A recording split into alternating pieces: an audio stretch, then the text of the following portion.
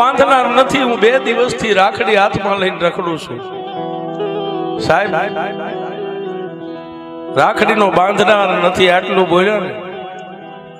બેનના મોઢામાંથી શબ્દ પૂરો થાય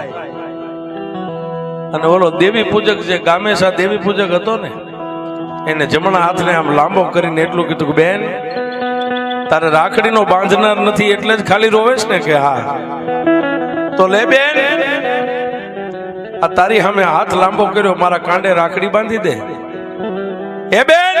મારા કાંડે રાખડી બાંધી દે, દુનિયામાં તારે ભાઈ નથી ને હું તારો ભાઈ બની જાઉં, આથી બીજું તારે જોઈશી હું બાપ